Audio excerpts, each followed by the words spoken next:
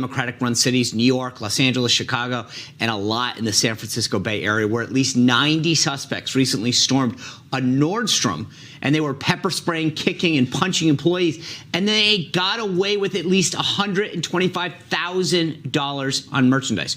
We'll discuss where this issue is politically. Let's bring in tonight's company, contributor for Turning Point USA, as well as BizPac Review, Aaron Elmore, and the host of the Joe Pags Show, Mr. Joe Pags. On this one, if you don't mind. In Chicago, Lori Lightfoot actually said that the police aren't doing a good enough job and was asking, why is there so much crime? Because of your policies, because of your hatred, and you're turning your back on the men and women in blue. It's that simple.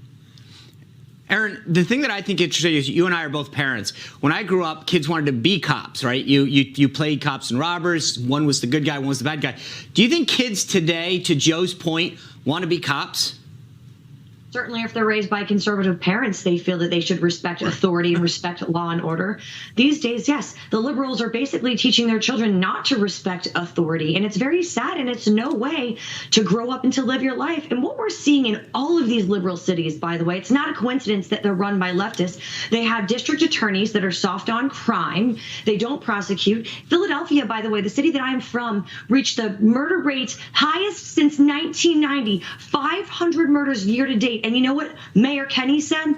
We need more gun control. No one believes this anymore. Gun ownership is at an all-time high, especially among women. What does this tell you? People are afraid for their lives. And when people are scared and they see things like this happening in their once idyllic communities, they're going to vote differently than they did before.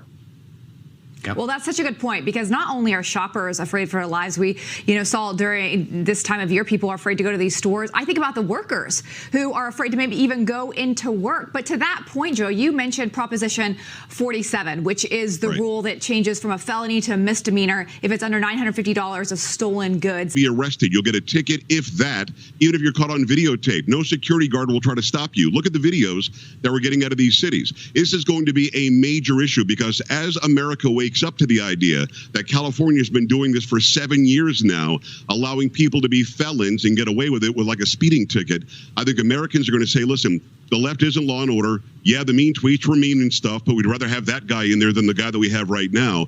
And these attorneys general that were just mentioned by Aaron are literally letting people out and saying things like, more people might die, more stuff might get stolen, more people might be robbed, but we'll feel better about criminal justice reform. It's nuts. It's upside down. And yes, Lindsay, I think that in the next election, you're going to see big change because Americans are waking up.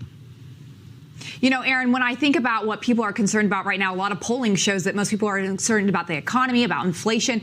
Robberies like this do not help that situation. Do you think that small businesses, obviously these are a lot of high-end stores, but it's happening to small businesses as well, should start speaking up, and we see the business community say, hey, we don't want this anymore?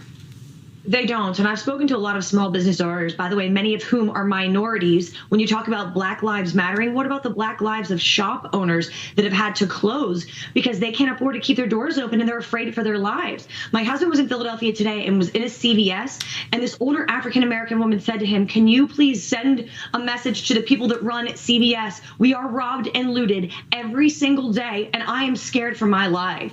This can't keep happening. People are waking up to the reality that crime has invaded every major city and their safety is at risk. Yes, the parents are upset about critical race theory and what happened in Virginia and nearly happened in New Jersey. There was an upset of epic proportions. People don't want to see these things. It's called common sense politics. People want to feel safe in their communities. They want their children to learn reading, writing, and arithmetic. They want safe and secure borders. They want police to actually engage in policing activities. And I suspect a huge upset in the midterms, and it's a little too late from the Democrats.